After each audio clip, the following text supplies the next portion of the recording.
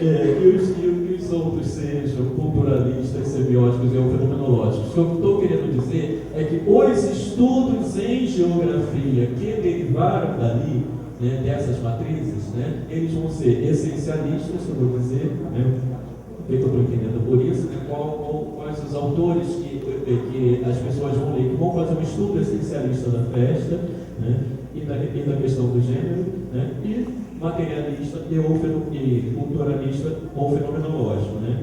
E essas pesquisas que os geógrafos têm feito, como eu falei, né, e por isso que eu acho interessante o tema ser a interdisciplinaridade, né, porque essas pesquisas são respaldadas principalmente em antropologia, sociologia, né, historiografia, né, e os problemas que essas ciências colocaram, que tem uma trajetória de pesquisa em festas populares muito mais antiga, né, do que nós geógrafos. Na geografia você tem isso bastante, na sociologia você tem isso bastante discutido desde o século XIX, como nós vamos ver aqui, né, e na geografia isso é recente.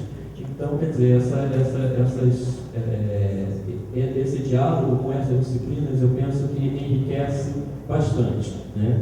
Então, a primeira tradição que a gente vai destacar é essa tradição essencialista, como eu falei, não que esses autores que eu vou citar eles sejam essencialistas, né, mas os estudos em geografia que derivaram daí, eles trabalham numa relação essencialista com a festa. É isso que eu quero dizer. Né? Bom, então primeiro, quando a gente trabalha com festa, a gente não tem como deixar de iniciar pela contribuição do Durkheim, né, nas formas elementares da vida religiosa. Né? E o Durkheim é um clássico, né, na área da sociologia, né, e ele coloca, né, como problema principal, né, nessa obra estudar a religião primitiva, né, e mais simples que se conheça, né, para tentar analisar e explicá-la de modo positivo, né, que ele era um autor positivista, né, a fim de compreender a natureza religiosa do homem. Então ele vai estudar, né, as religiões totêmicas, né, para a partir das religiões totêmicas chegar a compreender a natureza religiosa do homem. Essa intenção do Durkheim, né, foi bastante combatida, né, a gente não vai entrar no mérito disso, né, mas o importante nessa obra, né, a gente destacar que ele vai enfocar a sociedade em ato, né, e é nesse contexto que o Durkheim vai definir a festa. Né? Então ele coloca a festa como gênese da consciência humana, né, e enquanto atitude ritual, né, que vai ser bastante seguido também, né, uma linha, né, bastante seguido na tradição sociológica, né, e agora também eu tenho procurado trabalhar com isso, com o ritual, trazer o ritual para a perspectiva geográfica. Meus últimos 2 textos, inclusive, são sobre isso, né, o ritual na perspectiva geográfica.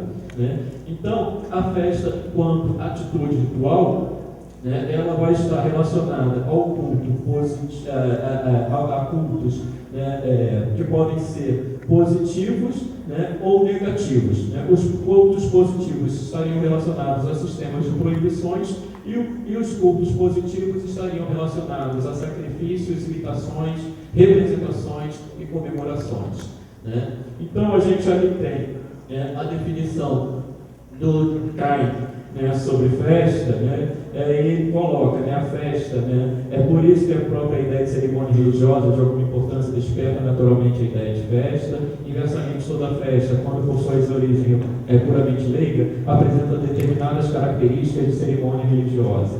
Né? Então, a parte está destacada ali. Né? Tem como efeito aproximar os indivíduos, colocar em movimento as massas e suscitar assim estado de efervescência, às vezes até de delírio que não deixa de ter parentesco com o estado religioso. Né? Observou-se muitas vezes que as festas populares levam a excessos, fazem perder de vista o limite que separa o lícito do ilícito. O mesmo se dá com as cerimônias religiosas que determinam como que uma necessidade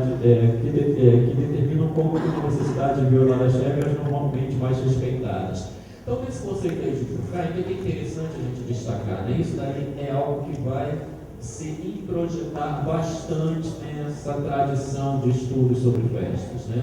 A festa é um estado de efervescência efervescência e de excesso, né? Só que ele está vendo isso daí relacionado principalmente, como eu falei, com a questão da vida religiosa, né?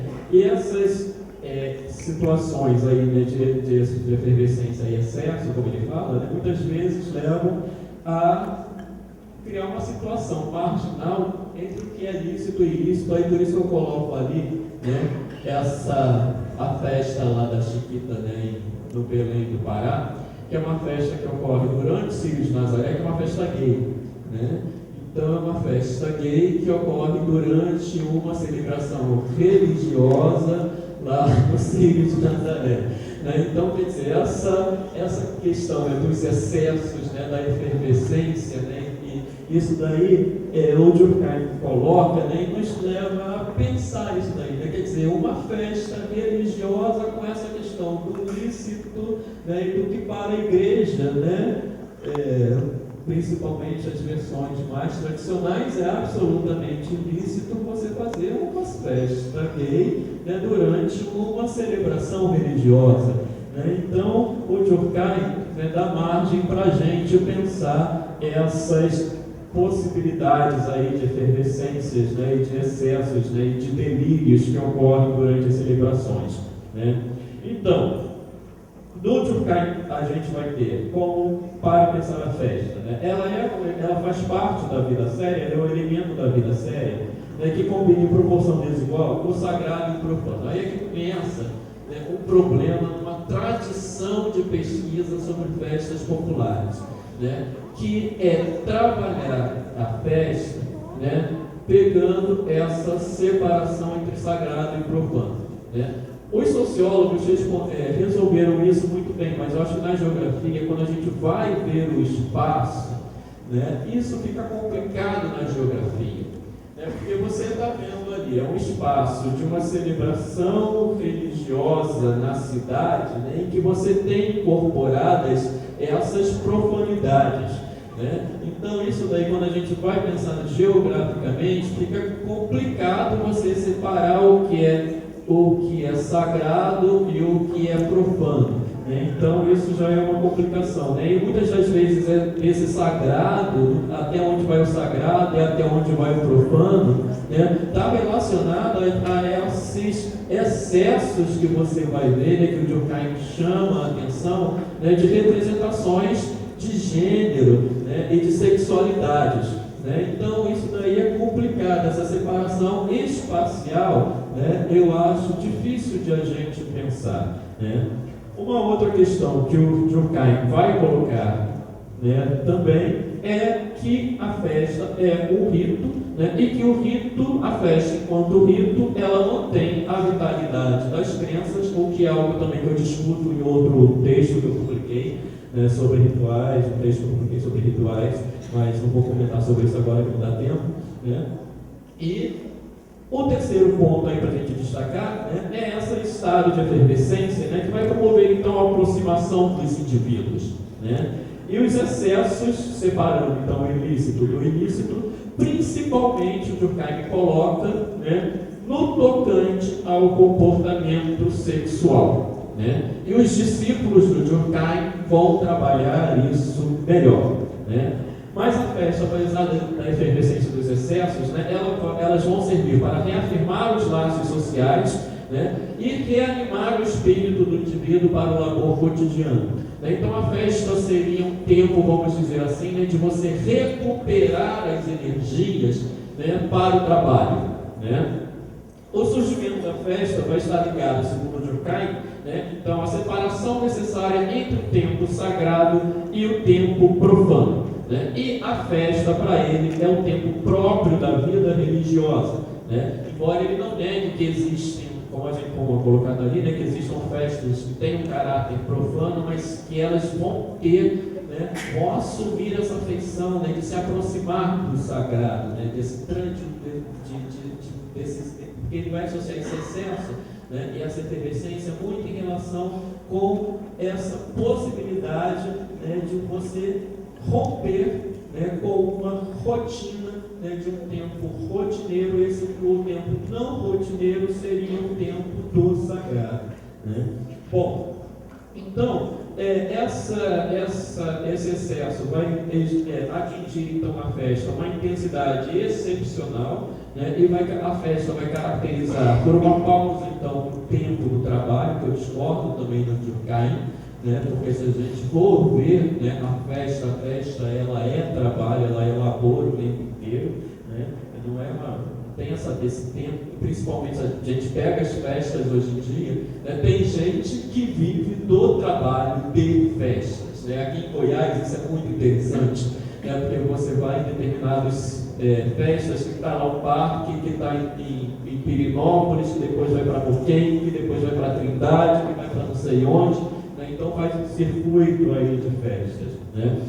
Então, desse modo, na festa, o homem religioso deixa de lado as atividades profanas, né, relacionadas às atividades mundanas, às necessidades mundanas, né, às práticas laborais e comportamentos sexuais normalmente permitidos, né, para se dar a esse tempo de excessos, né, e inclusive de permissão orgiástica, né, de uma atitude orgiástica, né.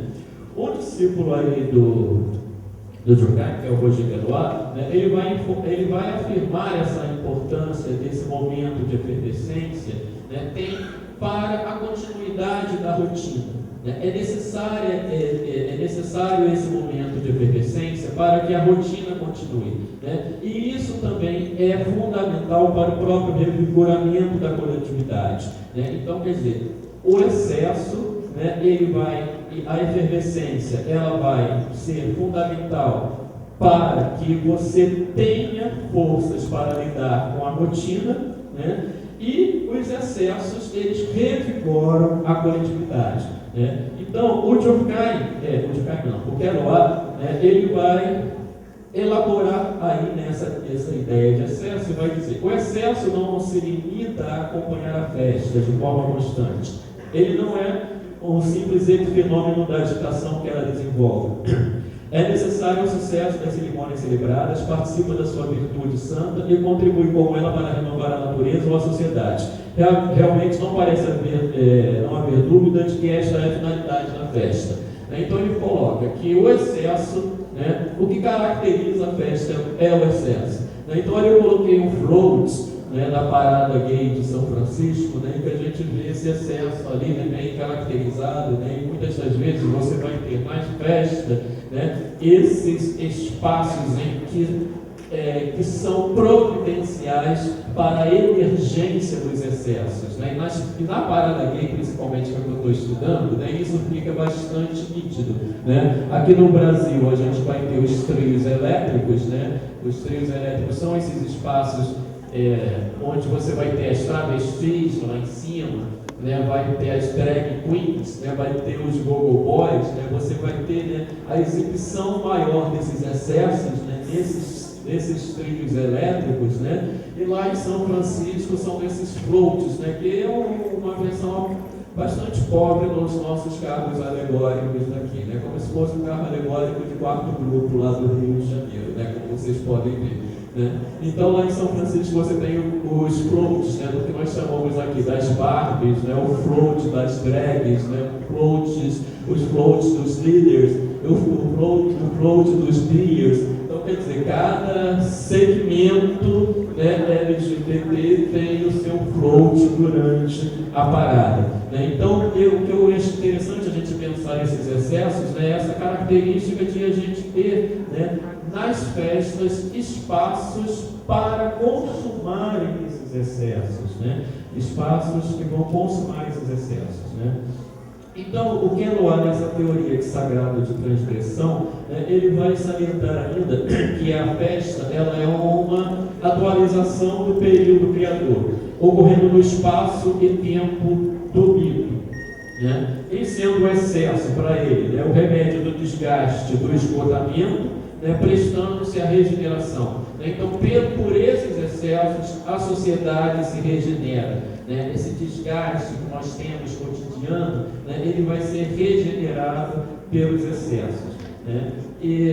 Nas festas você vai ter uma reatualização do tempo primordial, né, em que ele coloca, né, dá um exemplo, né, de que é como se os seres humanos mudem de pele, né? A festa te permite isso, ele faz essa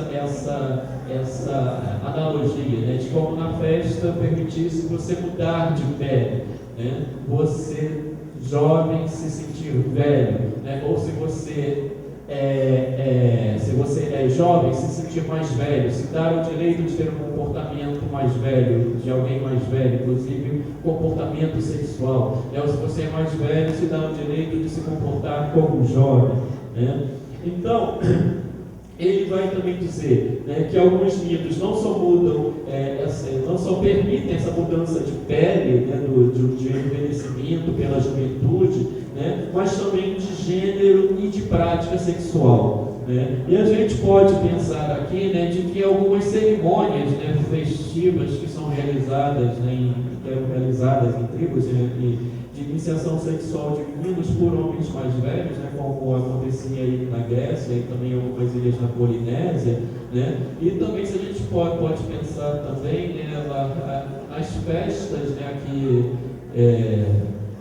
no Brasil, né, nas festas relacionadas ao Xumaré, principalmente, né, que é uma entidade da Umbanda, né, que todo mundo, né, quem conhece, né, o orixá, né? O Oxumaré, ele é um orixá que é masculino e feminino, né?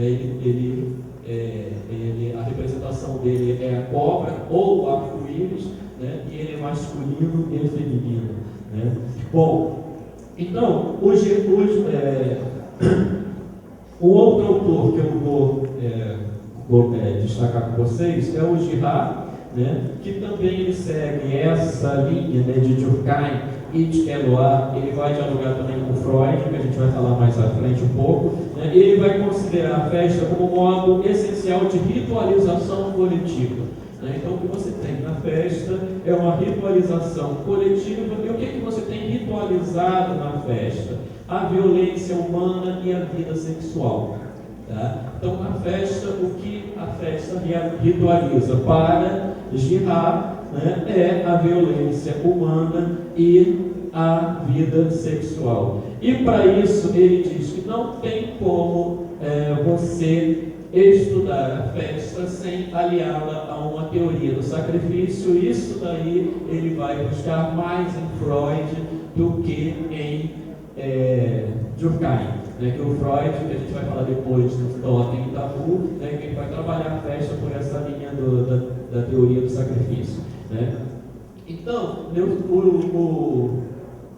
o Girard, né, nessa teoria, né, de aliar a violência e o sagrado, né, a festa, a violência e essa vida sexual, então ele vai ter essa definição aí de festa, né? É preciso escrever a transgressão, então ele não fala mais de excesso, né, e de efervescência, né, mas ele já usa o termo transgressão, né? Então é preciso escrever a transgressão no quadro mais amplo de um aparecimento geral das diferenças. As hierarquias familiares e sociais são temporariamente suspensas ou invertidas. Os filhos não obedecem mais a seus pais, os empregados a seus patrões, os vassalos a seus senhores.